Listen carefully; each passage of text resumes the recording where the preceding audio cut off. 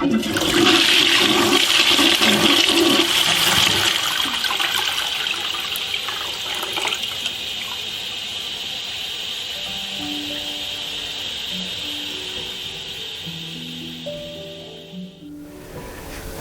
I'm Karen. When I was 6, my older cousins told me that Santa wasn't real. And I felt like a fool, but I smiled. I thought I must be the last to know, and I thought, what an idiot. They must think I am.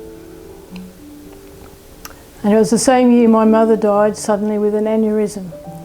I went to kindergarten with a mother in the morning, and by night time she was gone. My siblings and I were divided up and lived with different kind relatives. And in those days there was no counselling, and people rarely spoke about it or helped us heal in our trauma. And as I entered high school, my family was not reunited, and I thought this will be lovely, but it wasn't. It was an angry and a violent house, and we children lived in fear. But my saving grace was church.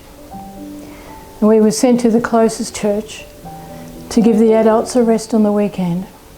But we were told we had to go and learn manners, so we had to go to church. So one Sunday I heard about Jesus.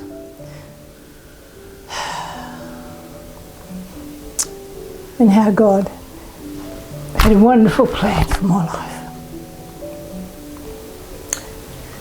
I certainly didn't have one. I had no hope. I had no idea what the future would bring. I didn't know if I'd even have a future. My life was difficult, and I thought, I might try this. So when I went home, in my little room at night, I asked Jesus to come into my life. And suddenly I felt a presence. I felt a strong sense of love that overwhelmed me, that overtook me. And I said, oh, stop, it's too much, can't cope. And then the feeling reduced a little. And I thought, no, don't go. He didn't leave me. So I realised that I was talking to a real being. I was talking to God, a real being. And he was responding to me. And I also realised that I'd been lied to by my family. That they'd said there's no God, there was no such thing, and it was a fantasy like Santa Claus. But God was very real. This time I felt angry, and when I realised that they probably didn't know themselves, so I thought, well, best not be angry. Then I was sad for them. And I wanted to tell everybody about him. And no one could ever dissuade me from believing in Jesus. Now, my home life didn't improve for some time, but I was no longer alone.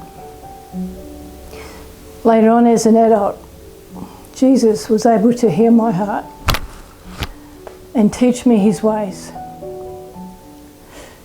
He has forgiven me much and enabled me to love and to forgive.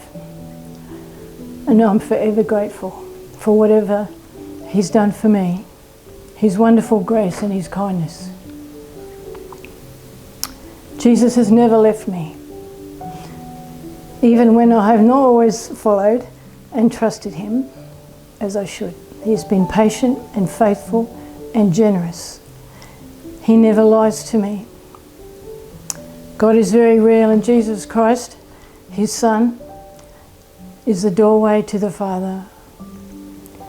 He does have a wonderful plan for your life.